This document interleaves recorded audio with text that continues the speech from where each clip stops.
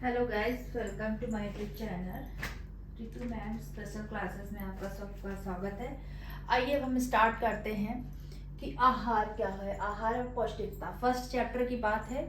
आपका TGT PGT से related ये कौन सा चैप्टर आ रहा है? फर्स्ट चैप्टर आ रहा है, ठीक है। तो कोई प्रॉब्लम हो तो आप लोग कमेंट करके जरूर बताइएगा।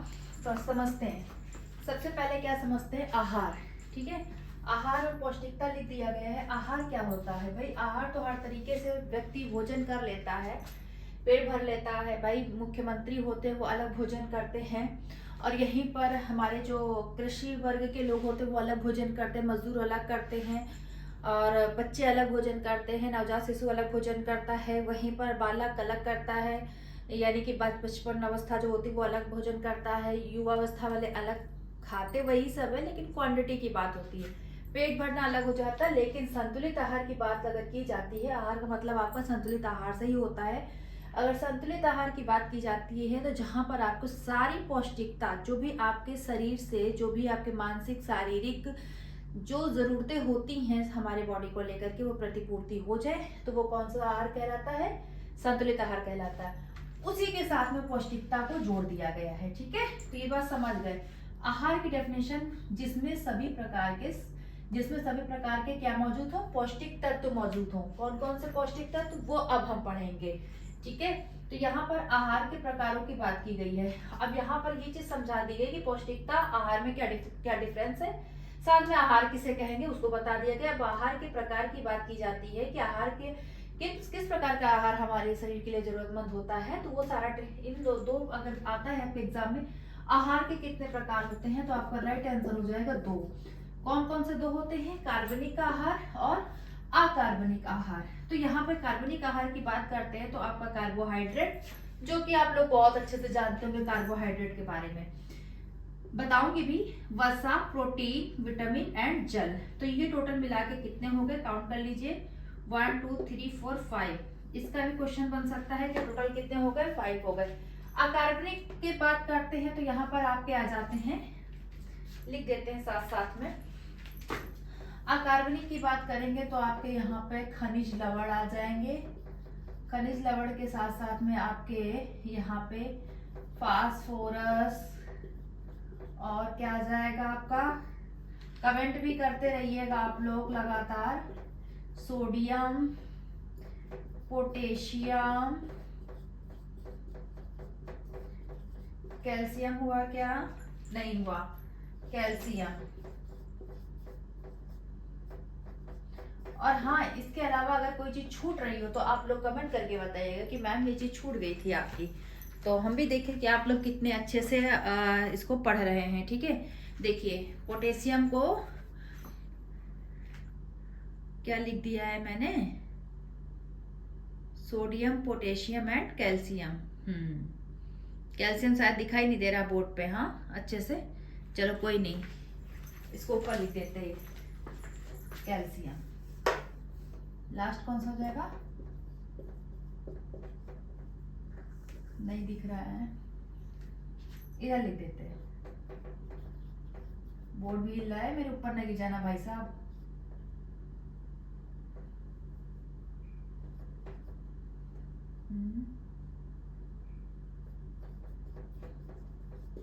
जो भी है, थोड़ा मुझे स्पेलिंग मिस्टेक लग रही कैल्शियम की। आपका फास्फोरस, कैल्शियम, ये सब हो गया। इसके अलावा अगर बात की जाती है, सही है, आइए कार्बोहाइड्रेट की बात करें। सबसे पहले कार्बोहाइड्रेट की बात कर लेते हैं। तो कार्बोहाइड्रेट में 2 चीजें पूछी जाती है। कार्बोहाइड्रेट किन 2 चीजों से मिलकर के बना हुआ है? तो यहाँ पर एक वेरी इंपॉर्टेंट क्वेश्चन निकल के आया था, ये किन 2 चीजों से मिलकर बना है? तो आपका आ जाता है ऑक्सीजन और प्लस हाइड्रोजन। बहुत ही इंपॉर्टेंट है, इसको बहुत ध्यान से देखेंगे इस क्लास को। अब यहाँ पर क्या होता है, ये किन 2 यौगिकों से मिलकर बना हुआ है? इससे एनर्जी हमें कहाँ से मिलती है? वर्क करने की, कार्य करने की क्षमता कहाँ से प्राप्त हो रही है? कार्बोहाइड्रेट से हो रही है, ठीक है। इसीलिए कहते हैं कि कार्बोहाइड्रेट को आप कम लीजिए, यानी कि ऊर्जा को कम ग्रहण करिए। और ये हमें कहाँ से प्राप्त होती है? तो आपको ये गेहूं, चावल, आटा, आलू, जिसमें बहुत ज्यादा कैलोरीज हो, इन सारी चीजों से हमें क्या मिलता है, कार्बोहाइड्रेट।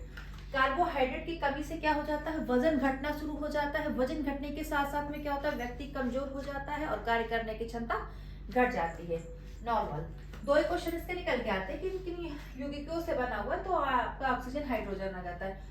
अब वसा की बात करते हैं, वसा का क्या रोल होता है भाई, वसा बहुत इंपॉर्टेंट होता है। हम वसा को किन किन रूपों में ले लेते हैं, तेल के रूप में ले लेते हैं, घी के रूप में ले लेते हैं और फैटी चीजें खा करके ले लेते हैं। तो इसीलिए वसा को थोड़ी मात्रा में हम खाते जरूर है, ठीक है। वसा का कार्य क्या होता है, वसा का कार्य मान लीजिए ये हमारी बॉडी है, ये मांस है हमारा, तो यहाँ पर जो है हमारी जो मसल्स होती है उसके ऊपर ये एकत्रित हो जाती है। यहाँ पर क्या होता है, जो शरीर का तापमान होता है उसको ये बाहर नहीं निकलने देती है, वहीं पर क्या करती है, जमाव बनाए रखती है। वहां से मान लीजिए यहाँ से तापमान निकल रहा है तो ऊपर सारा फैट है तो यहाँ से बाहर नहीं निकल पाएगा, तो उससे उसके कारण क्या होगा कि आपका जो है जो तापमान होगा वो अंदर के अंदर ही रहेगा, जिससे आपको सर्दी गर्मी इनसे जो है बचाव हो जाता है, ठीक है। अधिक होने से क्या होता है भाई, ये जमती जाएगी जमती जाएगी जमती जाएगी जमती जाएगी, ये हमारी नस जा रही है यानी कि कोशिका। अब यहाँ से ब्लड सर्कुलर हो रहा है और इसका वजन बढ़ता जा रहा है, इस पे क्या हो रहा है, प्रेशर प्रेशर प्रेशर प्रेशर के कारण क्या हो रहा है, ये सिकुड़ती जा रही है।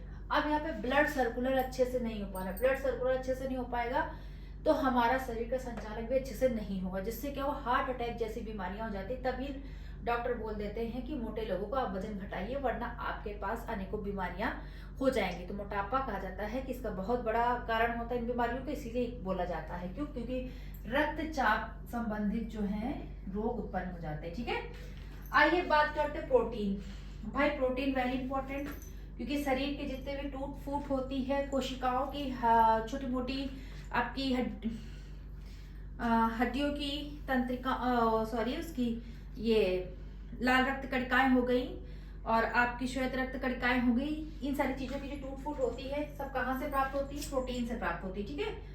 और हाँ, यहाँ पर ये कहा जाता है कि अगर आपने कार्बोहाइड्रेट नहीं लिया है तो यहाँ पर जब आपने नहीं लिया, खाना नहीं खाया किसी वजह से, आपने फास्ट रखा, कुछ भी रखा है, तो यहाँ पर इसका वर्क जो है ये कार्बोहाइड्रेट की जगह पे प्रोटीन वर्क करना शुरू कर देती है। तो इसीलिए कहते हैं कि आपको भरपूर मात्रा में हर चीज लेनी चाहिए। विटामिन की बात करते हैं तो बी और सी को छोड़ करके बाकी सब क्या होती है, बी सी किस में घुलनशील नहीं होती है, जरा बताइए हमको भाई, पता होना चाहिए, क्योंकि ये चीजें जो है कमेंट करके बताइएगा और ऐसे भी बताइएगा कि किस में घुलनशील नहीं होती, ये मैं नहीं बताऊंगी। बी और सी वेरी इंपॉर्टेंट है, बी और सी। और कितने टोटल विटामिन है, 6 हैं। तो सारे विटामिन के अलग अलग रोल है, विटामिन का अलग चैप्टर कंप्लीट करवाऊंगी। विटामिन ए से क्या होता है, विटामिन बी से क्या होता है, सबका रासायनिक नाम क्या है, मैंने इसमें वीडियो अपलोड भी की है और शॉर्ट वीडियो भी बनाई है, तो आप लोग ध्यान दीजिएगा। जल की बात करते हैं तो 70% जल किससे, हमारा शरीर किससे बना हुआ है, जल से बना हुआ है। 70% भाग जो है हमारे किससे बना है, जल से बना है। और व्यक्ति को दिन में कितना पानी पीना चाहिए, स्वस्थ व्यक्ति को 5 से 7 लीटर पानी जो है जरूर पीना चाहिए, ठीक है, एक स्वस्थ व्यक्ति को। और गर्मियों में इसकी आवश्यकता बढ़ जाती है। अब आते हैं खनिज लवण की तरफ बढ़ते हैं। तो खनिज लवण में आपका हमने बता दिया है कि ये सारी चीजें आ गई आपकी, अकार्बनिक पदार्थ में खनिज लवण आते हैं, खनिज लवण में ये सारी चीजें आ जाती हैं भाई। अब यहाँ पर फास्फोरस की बात कर लेते हैं। अगर फास्फोरस की बात करते हैं तो ये कैल्शियम के साथ मिलकर हड्डी और दांतों का निर्माण करता है। इसके साथ मिलकर के ये दोनों चीजें देख लिया जाए, एक ही में आ गया, ये दोनों मिलकर के क्या करते हैं, दांतों एवं हड्डियों का निर्माण करते हैं।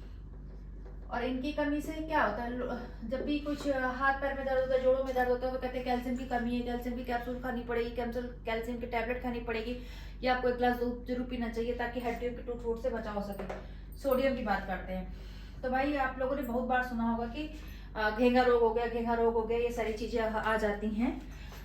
तो अब यहाँ पर अब सोडियम क्या करता है, रक्त दाब नियंत्रित करने तथा जल को संतुलित बनाए रखने के लिए ये बहुत ही आवश्यकता होती है, इसकी आवश्यक जो होता है उसके लिए बहुत ही इम्पोर्टेंट रोल इसका हमारे शरीर में होता है, ठीक है। अब इसकी बात करते हैं पोटेशियम की। ये नाड़ी संस्थान के जो होता है भाई, ये क्या करता है, रक्त दाब वगैरह का करता है, नाड़ी संस्थान के संचालन में अपना जो होता है रोल अदा करता है। तो यहाँ पर अकार्बनिक पदार्थों की सिर्फ इतनी आवश्यकता होगी कि इनका रोल क्या है, इनसे क्या क्या होता है, ये चीज पूछी जाएगी आपके एग्जाम में लेकिन सबसे ज्यादा इंपॉर्टेंट पोर्शन कौन सा आपका जाता है, कार्बनिक पदार्थ का। बल्कि इंपॉर्टेंट ये भी है क्योंकि यहाँ पर अगर पूछ ले जाए नाड़ी संचालन पोटेशियम क्या करता है, पोटेशियम होगा। पोटेशियम क्या करता है, पोटेशियम का क्या कार्य है, तो आपको पता होना चाहिए। 4 ऑप्शन देंगे उसमें पता होना चाहिए कि क्या कार्य है। सोडियम का क्या काम है, फास्फोरस का क्या काम है, खनिज लवण में कितने प्रकार के खनिज लवण आते हैं, जल किस में आता है, अकार्बनिक में आता है या फिर कार्बनिक में आता है, आहार के कितने प्रकार हैं, आहार का मतलब क्या होता है, पौष्टिकता का मतलब क्या होता है, आहार के प्रकार क्या है, संतुलित आहार कौन सा होता है, असंतुलित आहार कौन सा होता है। संतुलित आहार की बात पूछते हैं तो जिसमें सभी प्रकार के पौष्टिक तत्व मौजूद होते हैं उसको क्या कहते हैं, संतुलित आहार। और असंतुलित आहार की बात कर ली जाए तो जिसमें सभी प्रकार के पौष्टिक तत्वों की प्रतिपूर्ति हमारे शरीर के अकॉर्डिंग नहीं हो पाती, वो असंतुलित आहार कहलाता है। ठीक है, अब यहाँ पे आहार से रिलेटेड इतनी सारी बातें आएंगी। चैप्टर की स्टार्टिंग यहाँ से हो गई। ठीक है, यहाँ से हो गई। ये फर्स्ट चैप्टर आपका आहार और पौष्टिकता है, फर्स्ट चैप्टर। ये आपको कई पार्ट्स में पढ़ना पड़ेगा, कम से कम इसकी 10 वीडियोस बनेंगी। तो आप लोग हर एक वीडियो को वॉच करिएगा, मिस ना करिएगा। इससे रिलेटेड ये मेरा रहेगा, आप लोगों का एक वीडियो रहेगी जो मैं इसको दूसरे दिन या फिर हर दिन मैं अपलोड कर दूंगी क्योंकि मेरे और भी वर्क है तो मैं शायद ना कर सकूं, लेकिन मेरी ये क्लासेस आपकी मिलती रहेगी प्रॉपर। और इसके साथ में जो इसके क्वेश्चंस निकल के आएंगे वो मैं लाइव क्लास में पढ़ाऊंगी। तो अभी के लिए इतना ही है। और इससे रिलेटेड जो भी प्रॉब्लम हो आप लोग कमेंट करिएगा और बताइएगा।